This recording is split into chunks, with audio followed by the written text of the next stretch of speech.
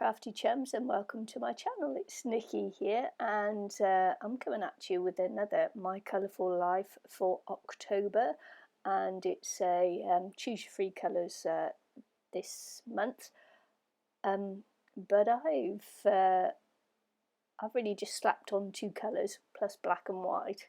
I'm not really choosing what the colours were, but just putting the colours out, putting them on. First I gesso it all and blah blah blah.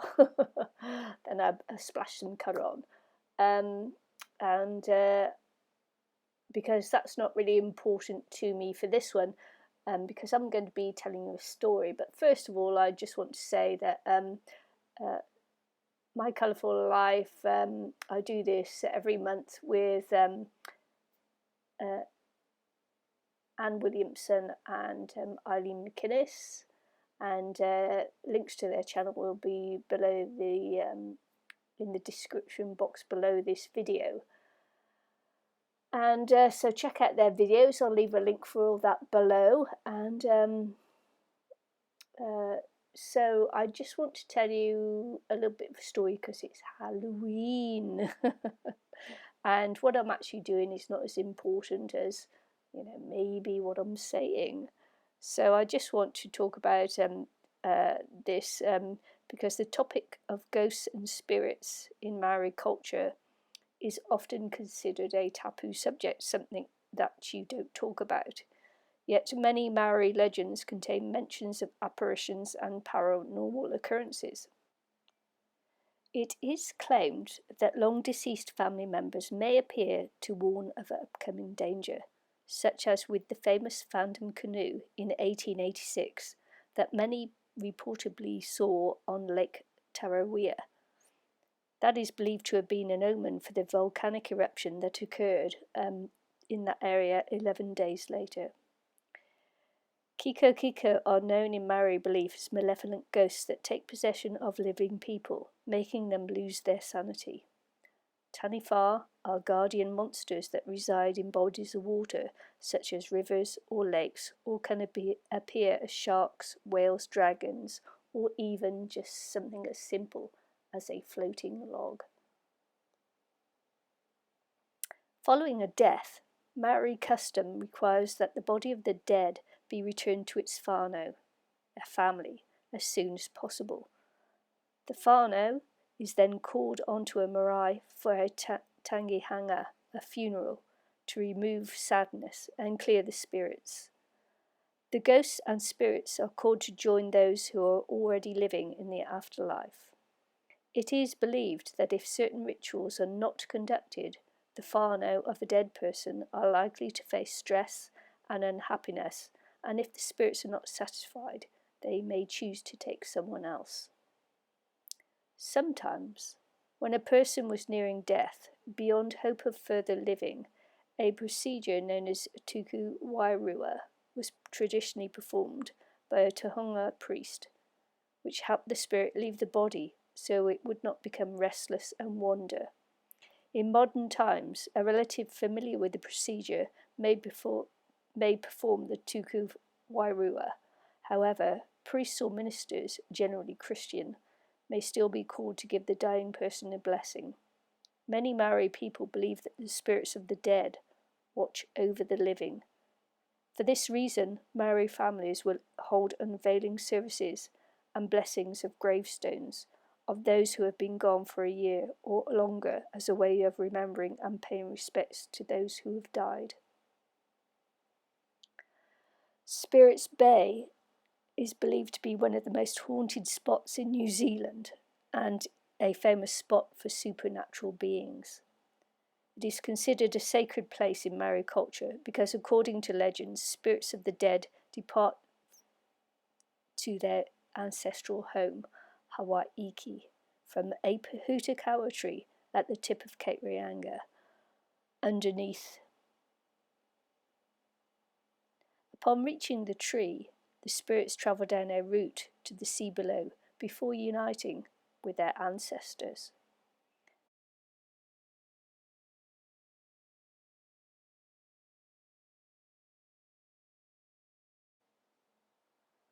Once there was a man named Tini Rā who lived on Motatapu, the sacred island.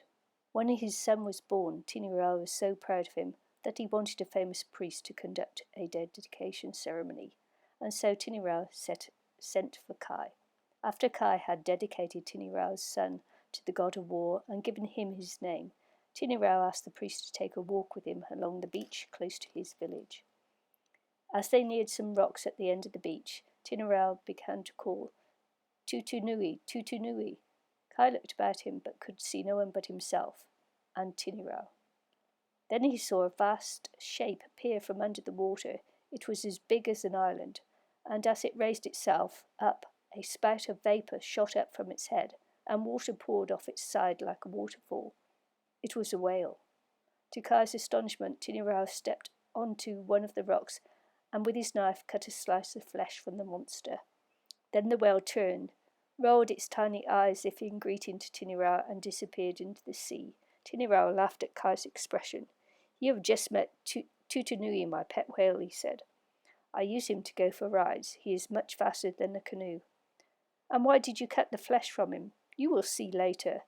Tinirao had invited Kay to remain for a feast, and that night the priest lay awake, his stomach full of whale flesh. Now he understood why Tinirao had taken it, for the meat was delicious, but Kai was not content with just a taste. He wanted more. When Kai came to leave, he said to Tinirao, Are you pleased with the prayers I recited over your son? Yes, I am very pleased, said Tinirao. Then do you think he will grow up to be a successful warrior? I'm sure he will, thanks to our good offices. In that case, would you like to show your gratitude by lending me your whale to ride home on? Tinirao was dismayed. But you would be much more comfortable in a canoe, and you do not know how to ride Tutunui. Are you implying I'm not strong or intelligent enough? Be careful, Tinirao. No, no, Tinirao stammered. He knew it was dangerous to anger a priest. Of course you may have the whale, but there is just one thing to remember. When you get near your home, Tutunui will give you a shake. That is to tell you it would be dangerous for him to go any further, so you must jump off quickly and swim to shore. Kai climbed up on Tutunui, and as soon as he was on his way, perched on the whale's mighty back as it slid through the waves at great speed. When he neared Kai's village, the whale gave a shake. Kai ignored the warning and drove the whale further into shore. Tutunui gave another shake, but the priest urged it on with incantations and pressed down on Tutunui's back. The helpless creature continued on until it floundered on the beach, its blowhole filled with sand so it could not breathe, and finally Tutunui died. There was great rejoicing in Kai's village as people heaped their ovens full of whale flesh and feasted far into the night. Meanwhile, on Motutapu, Tiranui was calling for his whale, but to his puzzlement, Tutunui did not appear. Tinirao's nostrils began to twitch. On the breeze, wafting in from the direction of Kai's village, he could smell flesh cooking. Suddenly he knew what had happened to his treasured pet. When Tinirao's people heard of Kai's treachery, they were furious, but the warriors began to prepare for war. But they were stopped by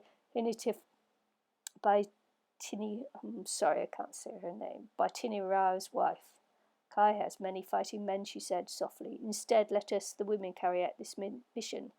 We promise that we will bring you Kai without a drop of blood being shed. Sometime later in Kai's meeting house, the guests were being entertained by a group of women. They did not know who the women were, but they had been from village to village in the area with their songs and dances, and they were very amusing. The women were Hine Tiwawa and her sisters. As they made people laugh at their games, they scanned the faces of the crowd looking for Kai, whom they knew could be identified by his broken and uneven teeth. There was one man in the audience who did not laugh. Instead, he remained grim and unsmiling. However, the women had saved their most amusing act for last, and finally the man joined in the laughter. He threw back his head and opened his mouth, and they saw his ugly teeth and the pieces of whale flesh that still stuck between them. The women began to sing a soft, sweet song, a magic chant that put all the guests to sleep. Kai was wrapped in his sleeping mat, and with the women standing in 2 long lines, he was passed from one pair of hands to another down the beach where he was laid in their canoe. In the morning Kai awoke. He was puzzled to see Tinira standing over him. "What are you doing in my meeting house?" he asked. "What are you doing in my meeting house?" Tinira replied. Kai looked around him. He saw that the window was in a different place, and that the house he was in was long and not round, and that he was not in his own meeting house at all. And then he bowed his head, for Kai knew that Tinira was about to take his revenge for the death of the whale.